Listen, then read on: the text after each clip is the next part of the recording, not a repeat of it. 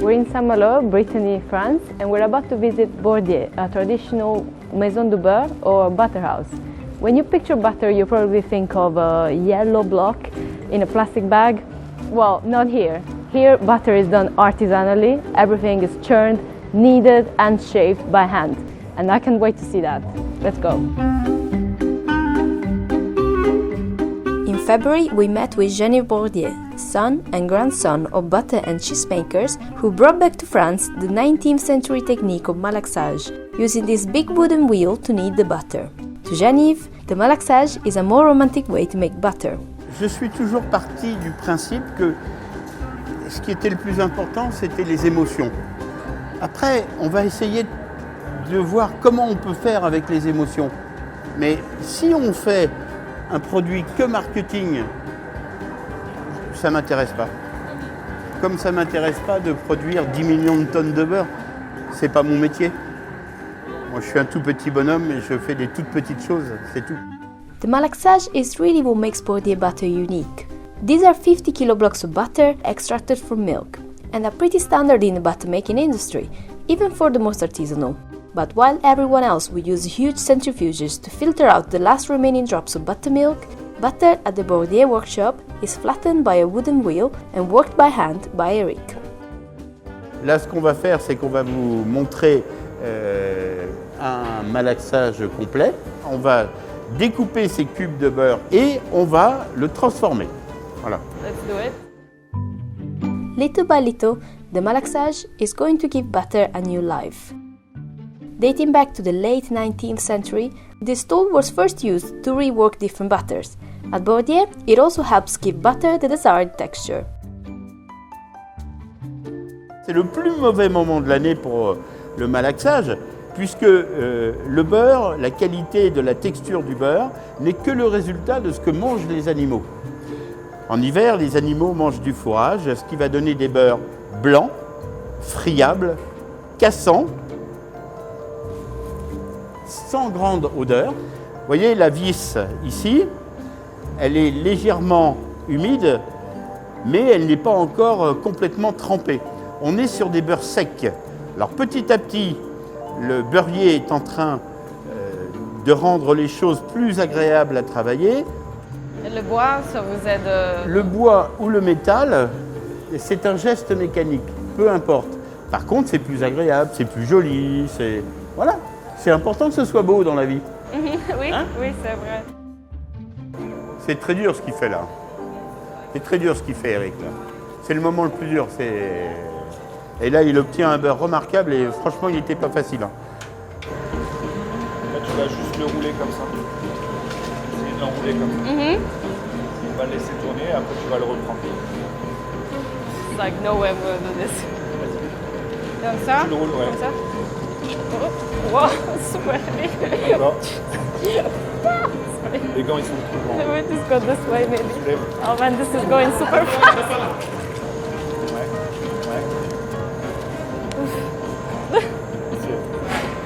Tu ramènes les gants. Sinon, tu vas mettre. Ok. Je le Où? fais une fois et après, juste en haut. Tu laisses ton doigt comme ça. Ah, ok. Juste Ça aller- marche. C'est ça, plus ça va. petit. C'est plus petit. Mais ici. Allez. Ici?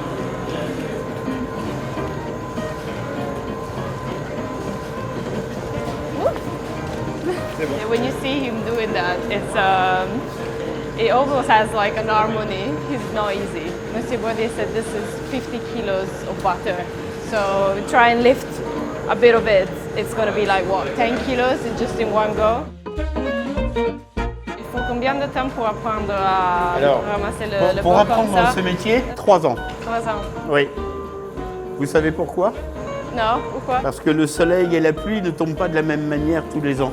Et c'est le soleil et la pluie qui vont donner à l'herbe et à la terre un goût particulier que les vaches doivent aimer et que les saisons vont mettre en musique. Le printemps, l'été, l'automne, l'hiver. Et que pour apprendre à découvrir le beurre, qui n'est que le résultat de la nourriture des animaux, il faut 3 ans.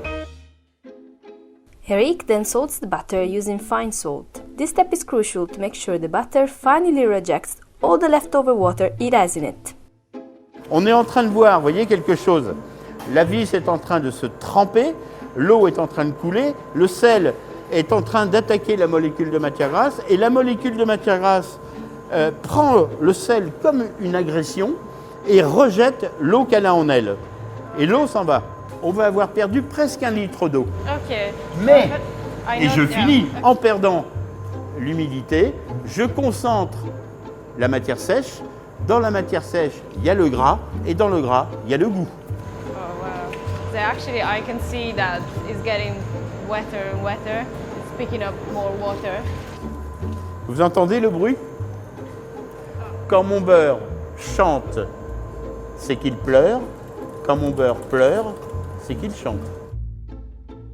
According to Geneviève, they work with old techniques, but they're not trying to recreate an old recipe. On travaille avec des méthodes d'hier, mais on utilise un lait vivant d'aujourd'hui. Donc le beurre que je fabrique, le but de mon beurre n'est pas d'aller retrouver le beurre de 1857. Ce que fait Eric, c'est véritablement quelque chose qui n'existe plus. Ce que vous voyez là, c'est des gestes du 19e avec un lait de 2020 et c'est comment restituer et perpétuer la qualité de nos anciens, mais en vivant dans le monde d'aujourd'hui. Donc, je vais prendre un tout petit morceau. Big one? Oh no. Non, non, non, like this, ok. Voilà, It's c'est passé softer. le temps. It's very salt. It's softer than the butter I'm used to. 24 heures plus tard, le beurre d'hier.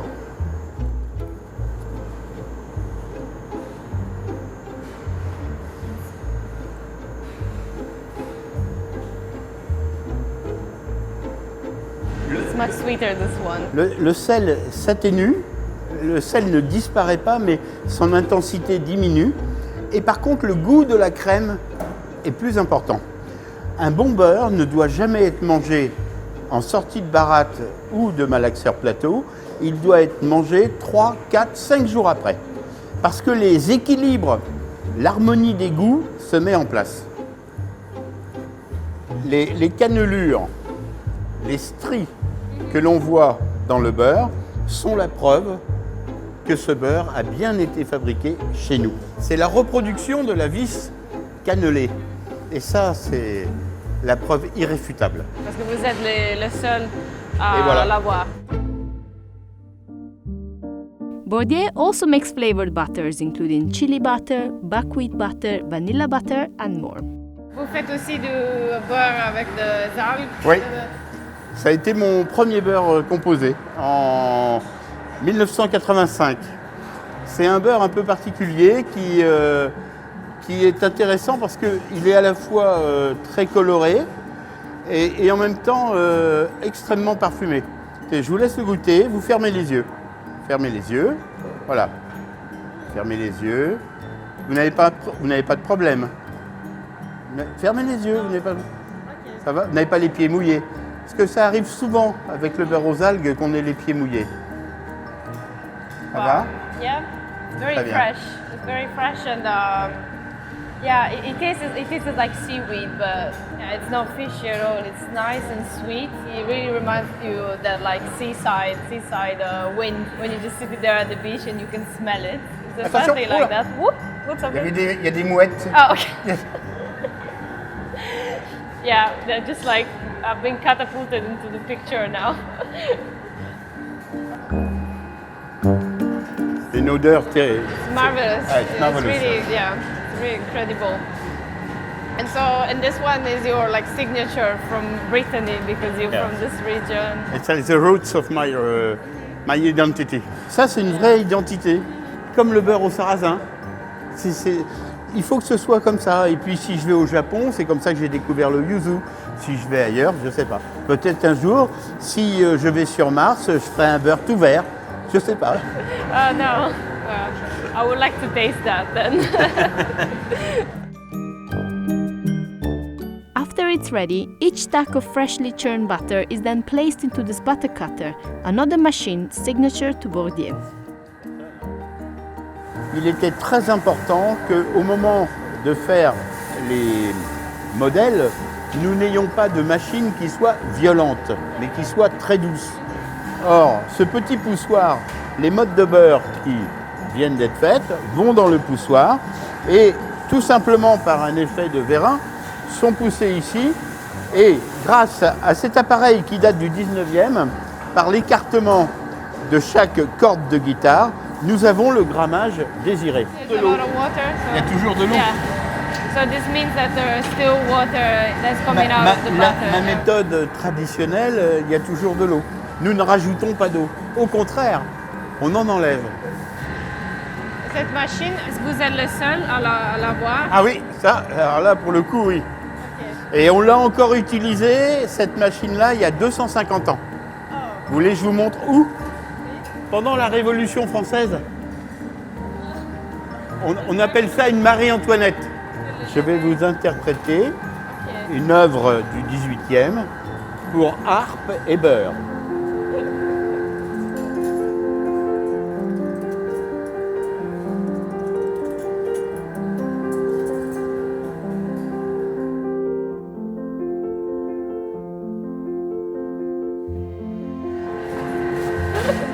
Oh non.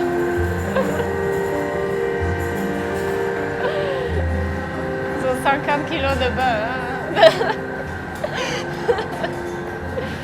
Regarde, Oh il en non. reste. The only thing that is left is shaping, and just like the rest, it is all done by hand. Each shape and size is custom. Some chefs may order these bite-sized shapes, others may just buy the whole stock and cut it themselves.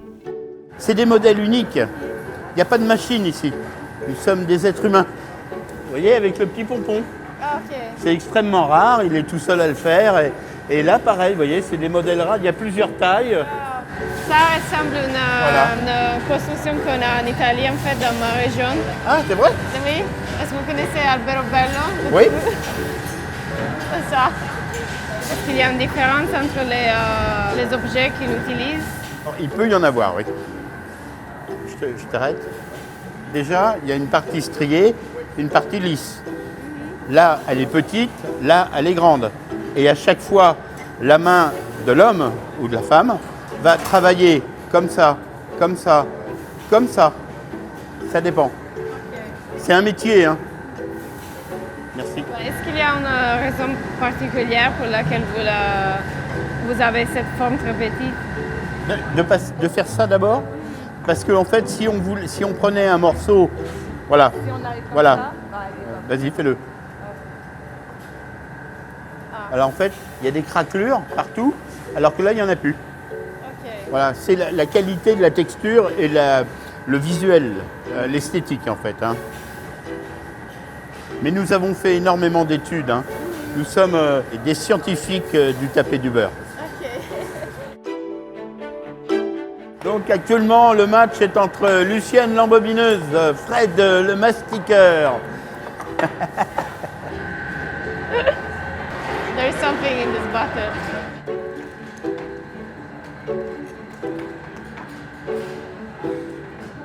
Mon grand-père avait fait le même métier bien avant.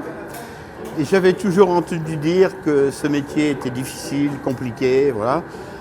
Mais j'ai un défaut. Je fais toujours le contraire de ce qu'on me dit. Et comme ça, je peux comprendre. Et en fait, je suis tombé amoureux. Aujourd'hui, il y a peut-être 2% de la production beurrière qui se fait en baratte. Tout le reste fait avec des butirateurs, des canons à beurre. Hein. Il faut nourrir le plus grand nombre. C'est très important. Hein. Mais je pense que, vous voyez, effectivement, si dans l'endroit où nous sommes, on remplaçait tous mes collaborateurs, tous mes compagnons par des machines, on irait beaucoup plus vite. On gagnerait certainement beaucoup plus d'argent. Mais il ne se passerait plus rien ici. Si j'ai fait ce métier, c'est aussi pour qu'il se passe quelque chose. S'il n'y a plus rien, ça ne m'intéresse pas. Amen.